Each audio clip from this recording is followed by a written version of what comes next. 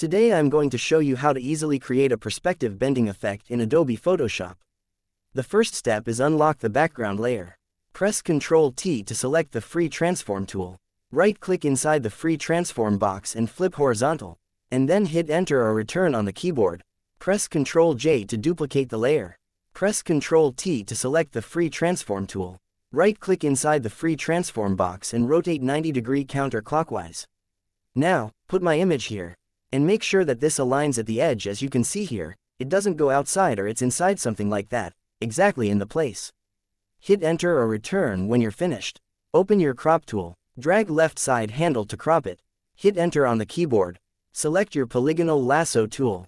Click here from this corner, to drag it and put it on this corner like this. Then on the outside just finish the selection. And to end it, simply double click, and you have the selection. Click Add Layer Mask icon. Unlink the image from here, and select the image. Open your Move tool, and then drag the image upwards. Open your Brush tool, and Brush Picker. Choose the soft round brush, the flow, 100%, and the opacity, 100%. Select the layer mask of the layer 0 copy. Make sure the foreground color is white, and paint with white over the sky to erase the harsh line.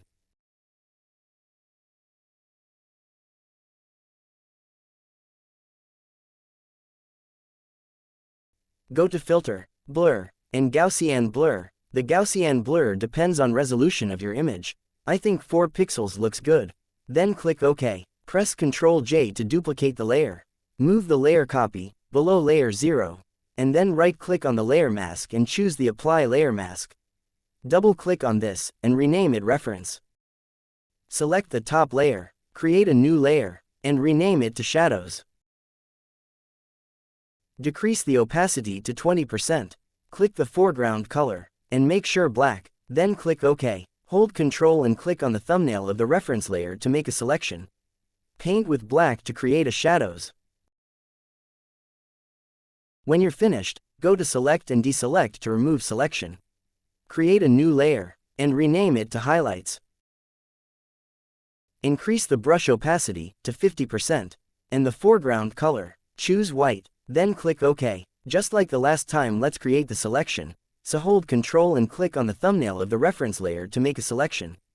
To paint outside, go to Select, and Inverse. Press left and right square bracket key to resize your brush quickly. Now, create a dab once on one end, then hold the Shift key, and dab on another end. Create a dab again, then hold the Shift key, and dab on another end. Go to Select, and Deselect to remove selection. Change the blend mode to Overlay. Decrease the opacity to 70%. Open your Eraser tool, and erase the extras. Press Ctrl, Shift, Alt, and E to copy merge all layers. And then right-click and convert to Smart Object. Go to Filter, and open Camera Raw Filter. Click Basic. I'll make temperature, -11. The tint, -10. The contrast, +15. The highlights, +15. The shadow, +13. The whites, +25. The blacks, -10. The texture, +12. The clarity, +8. The dehaze, +12. The vibrance, +10. And the saturation, -11. Then click OK. Here's the before, here's the after. And that's it. Hope you liked it.